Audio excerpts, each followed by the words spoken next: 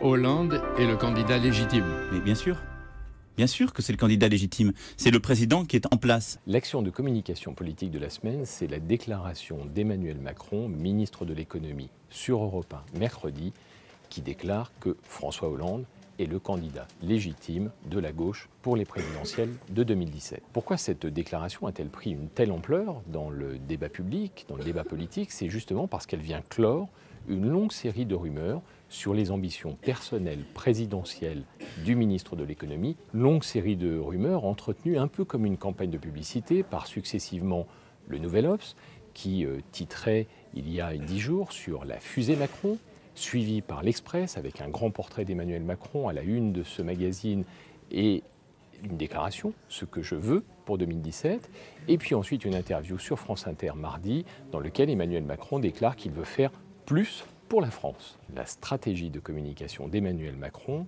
s'appuie sur 3 valeurs que le ministre de l'économie met largement en scène sur le terrain. La première de ces valeurs, c'est la sincérité. Ce qui surprend chez Emmanuel Macron, c'est que ses convictions appartiennent tantôt au référentiel de gauche, tantôt au référentiel de droite, qu'il est un peu inclassable sur l'échiquier politique et qu'il n'hésite pas à mettre en scène ce côté parfois surprenant dans ses prises de position. Lorsqu'il va devant l'université d'été du MEDEF pour remettre en cause les 35 heures, lorsque devant le think tank Temps réel, il fustige les fonctionnaires et l'organisation de leur travail. Et c'est le cas dans les dernières semaines face à la loi El Khomri, où il dit qu'à force de mettre en œuvre des mesures qui sont censées protéger les jeunes au sein du travail, on ne protège les jeunes non pas au travail, mais on protège les jeunes du travail. Sa deuxième valeur, c'est la jeunesse. Emmanuel Macron veut renouveler les codes de communication politique. Emmanuel Macron représente aujourd'hui le renouvellement générationnel en matière politique et il n'hésite pas à le faire savoir sur le terrain, directement, dans un dialogue avec les Français. La troisième valeur de la stratégie de communication d'Emmanuel Macron, c'est sa loyauté vis-à-vis du président de la République. Le ministre de l'économie n'est pas un élu socialiste. Il doit l'ensemble de sa carrière politique au président de la République, qu'il a pris d'abord à son cabinet avant de le nommer au gouvernement. Et je sais à qui je dois le fait d'être là. C'est François Hollande.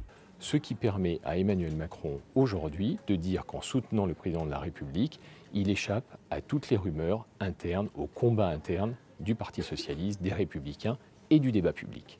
Il n'en reste pas moins vrai qu'Emmanuel Macron, dans sa stratégie de communication, se trouve aujourd'hui face à 3 défis majeurs pour les prochains mois dans la perspective de l'élection présidentielle de 2017. Le premier, c'est qu'à force d'avoir des opinions, des convictions qui appartiennent tantôt à droite, tantôt à gauche, il entretient des inimitiés de droite et des inimitiés de gauche, et qu'à force d'être inclassable sur le plan politique, Emmanuel Macron pourrait bien devenir incasable sur le plan des partis.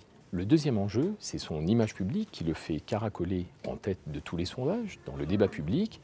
En même temps, il ne peut plus aujourd'hui présenter avec une perspective de vote positif la moindre loi, le moindre texte à l'Assemblée nationale. Le poids en termes d'image d'Emmanuel Macron se renforce, son poids politique est de plus en plus faible. Le troisième enjeu, c'est sa loyauté face au président de la République, car si elle vient conforter à point l'image de François Hollande, qui n'est pas en tête des sondages dans l'opinion publique, ce soutien d'Emmanuel Macron en termes de communication ne renforce pas, n'améliore pas ses relations avec les élus du Parti socialiste qui, eux, appellent à une primaire pour désigner le candidat de la gauche pour la présidentielle.